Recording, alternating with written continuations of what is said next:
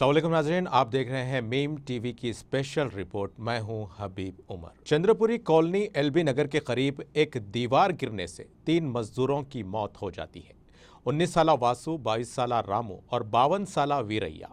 ये वो मजदूर थे जो हर रोज़ सुबह इस फिक्र से घर से निकलते थे कि कड़ी धूप में दिन भर काम करने के बाद उन्हें अगर कुछ पैसे मिल जाएं तो वो अपने बीवी बच्चों का पेट भर सके। कोई अपने बूढ़े वालिदैन, छोटे भाई बहनों की जिम्मेदारी उठा रहा होता है तो कोई बीवी बच्चों की जिम्मेदारी उठाने के लिए परेशान। मौत तो एक अटल हकीकत है, वो कभी भी किसी को भी और किसी भी वक्त दबे पांव आकर अपने पंजों से दबोच कर लेकर चली जाती है। लेकिन कुछ मजदूरों की मौत सिर्फ कुछ एहतियाती तदाबीर में कमी यानी अनसेफ वर्किंग कंडीशंस हो सकती है, जिसका कोई पुरसाने हाल नहीं होता और ऐसे मामलात को अक्सर दबा दिया जाता है। हमारे पास कानून तो मौजूद है, लेकिन अक्सर मामले इंसाफ की नज़र से महरूम रह जाते हैं। अमीर के लिए एक अलग कानून और गरीब के लिए बिल्कुल ही अलग कानून की शक्ल दे दी गई है। हमारे समाज में इंसानों को दौलत, ओहदे और रुतबे के तराजू में तोल कर देखा जाता है।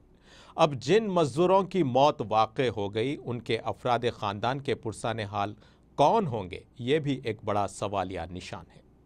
क्या हुकूमत और इस सरमायादार की जानिब से जिनके महल ये मजदूर तामीर कर रहे थे, कोई कंपनसेशन या उनको मुनासिब मुआवजा मिल सकेगा जिनसे उनके अफराद ख़ानदान की ज़िंदगियों में कोई सुधार आ सके?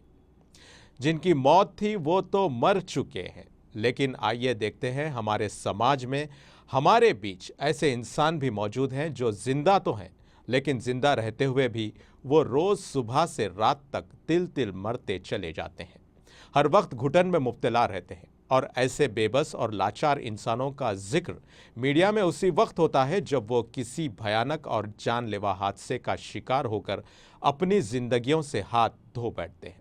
वरना तो रोज़ाना हम अपने मामूल के काम और कारोबार से आते जाते ऐसे कई इंसान नुमा मजदूरों को देखते हैं जो चिलचिलाती धूप में सारा दिन खुदाई करते या तामीरी अशिया को अपने सर और पीठ पर उठाते, किसी अमीर की कोठी को तामीर करते अपना खून और पसीना एक करते नजर आते हैं। और उनमें कई ऐसी औरतें भी हमको नजर आती हैं जो अपने दूध पीते बच्चों को अपनी पीठ पर बांधकर ईंटें अपने सर पर रखकर दूसरी तीसरी मंजिल तक चढ़कर चली जाती रहती हैं। ये सब देखते हुए भी हमें बस किसी सिग्नल पर खड़े पेशावर भिखारियों पर ही रहम और दया आ जाती है और उन्हें 1-2 रुपये देकर हम अपने आप को किसी हातिम ताइस से कम नहीं समझते।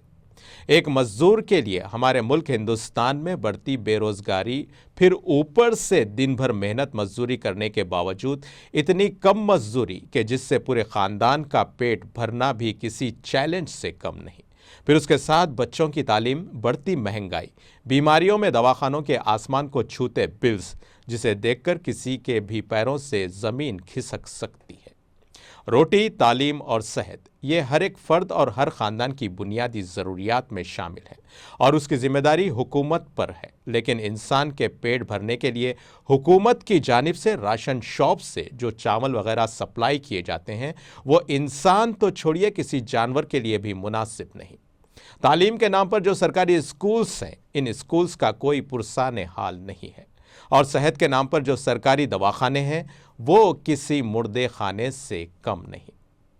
किसी भी समाज और माशरे में बिगाड़ उस वक्त पैदा होता है जब वो अपना तवाज़ुन खो बैठता है, और इस गैर मुतवाज़ुन यानी इम्बैलेंस समाज का जीता जागता सबूत यह है कि जिस वक्त हादसे में इन मजदूरों की मौत वाक़ हो जाने की खबर आती है, उससे 3 घंटे पहले एक और ख़बर ये आती है कि इनकम टैक्स डिपार्टमेंट की जानिब से 110 करोड़ रुपए के टैक्स रिफंड स्कीम का पर्दाफाश किया जाता है, जिसमें IT एम्प्लॉइज़ शामिल हैं और हैदराबाद के IT माहिरीन टैक्स रिटर्न में दी गई रियायत का फ़ायदा उठाकर दिन दहाड़े हिंदुस्तानी मईशत पर 110 करोड़ रुपए का डाका डाल देते हैं।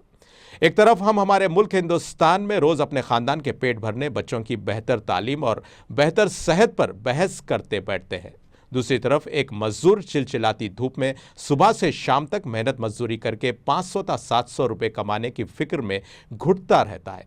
इसी दौरान ये वाइट कॉलर सफ़ेद पोश चोर 100-200 करोड़ रुपए लूट कर चले जाते हैं और कानून की गिरफ्त में आता है तो बस हेलमेट ना पहनकर गाड़ी चलाने वाला तो कहीं भूख की ताप ना लाकर डबल रोटी चुराने वाला। बहरहाल हुक्मरानों और इंसाफ करने वालों से हमारा मुतालबा यह है कि एक मजदूर को सिर्फ लेबर डे के मौके पर ही याद ना रखा जाए। इसी के साथ नाजरीन, इस रिपोर्ट का सिलसिला यहीं खत्म होता है। ताज़ा खबरों और स्पेशल रिपोर्ट्स के लिए देखते रहें मेम टीवी न्यूज़ और अब मुझे दें इजाज़त। अल्लाह हाफिज़।